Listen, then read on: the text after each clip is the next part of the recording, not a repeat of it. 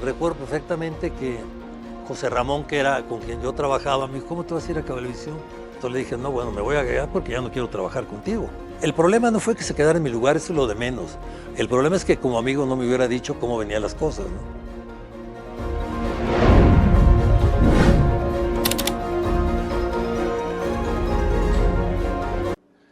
No, bueno, eso fue mucho tiempo, trabajé en el Canal 13. Luego transmitimos a los Pumas. Y luego ya empecé de cancha, empecé a narrar, que por cierto lo hacía fatal. Y me preparé y finalmente ya empecé a mejorar un poco. Y de ahí, bueno, pues me afiancé como comentarista en un programa que se llamaba DeporTV, que fue un programa excelente. Para mí el programa que es la base de todos los programas deportivos que hay ahora. Y de ahí ya empezaron a salir más cosas, ¿no? Y luego se vino presentando un cambio a Cablevisión, que fue, no recuerdo los años, son un chorro. Pero ahí se presentó la oportunidad de Cablevisión y recuerdo perfectamente que José Ramón, que era con quien yo trabajaba, me dijo, ¿cómo te vas a ir a Cablevisión? Si en Cablevisión es televisión cerrada y aquí es televisión abierta. Entonces le dije, no, bueno, me voy a quedar porque ya no quiero trabajar contigo. Eso es lo que está pasando. Y me fui a Cablevisión. Yo, la verdad, trabajé muy a gusto en Canal 13 y no tengo más que agradecimiento para José Ramón, porque fue finalmente él el que el que me llevó fue Carlos Alarraqui, pero con el que trabajé fue con él y él era mi jefe. Yo tengo agradecimiento toda la vida, pero éramos muy diferentes, ¿no? Yo creo que el ser tan diferentes ayudó a que el programa fuera un éxito, ¿no? Porque cada quien tenía una manera de trabajar y de pensar y de expresarse, y eso le gustaba muchísimo a la gente. Pero después de trabajar mucho tiempo ahí, yo ya no estaba a gusto. No estaba a gusto trabajando con él. Había habido muchas fricciones y entonces salió lo de Cablevisión de preferirme. Y recuerdo que fue en la final del partido que jugó Pumas América en Ciudad Universitaria, con aquel famoso tucazo que ganó Pumas, que terminado el partido le dije, oye, me voy. Y ahí fue donde le dije, me dijo, no, quédate, viene una gira a Europa, pero mi decisión ya estaba tomada y ya había quedado yo en salir y ir a trabajar a Cablevisión, ¿no? Te digo que me costó mucho trabajo, pero en esa época el narrador era exclusivamente narrador, ¿no? Lo que pasaba en el campo.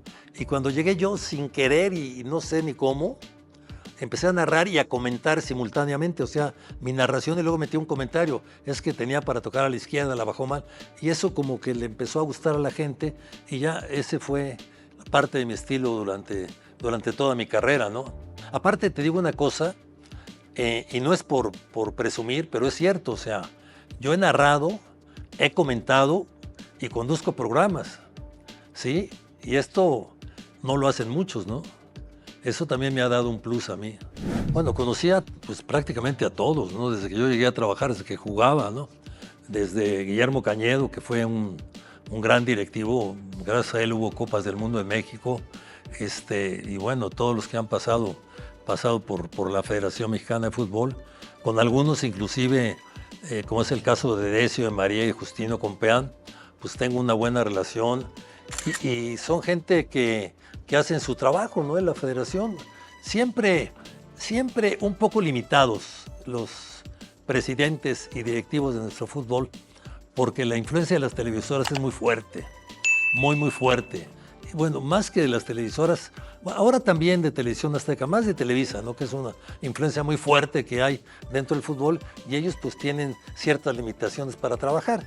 Esto es un secreto a voces, ellos son operadores, ¿no? Hay mejores que otros, pero prácticamente son operadores, ¿no? Cuando llega el Mundial de 2006, me dicen a mí que el programa de la jugada lo iba a conducir Javier Alarcón y entonces que yo iba a narrar a la selección, que el programa de la jugada lo iba a conducir Javier Alarcón. Entonces yo dije, no hay problema, encantado de la vida, le digo, es mi programa, ¿no? Sí, pero lo va a conducir Javier Alarcón y ya cuando regreses lo va a seguir conduciendo Javier Alarcón. Entonces yo le dije a Ricardo Pérez Stoifer, que era el vicepresidente o presidente, no sé, muy buen ejecutivo, muy buena persona. Le dije, oye, yo, si pasa esto, hasta aquí llegué, ¿eh? Me dijo, no te preocupes porque tú vas a seguir las narraciones de la selección. Yo creo que no me creyeron. Y entonces sucedió en el Mundial que yo estuve narrando a la selección con Enrique Bermúdez, mi brother, hacíamos muy buena mancuerna y mira, la verdad la pasé muy bien porque conocí toda Alemania, ¿no?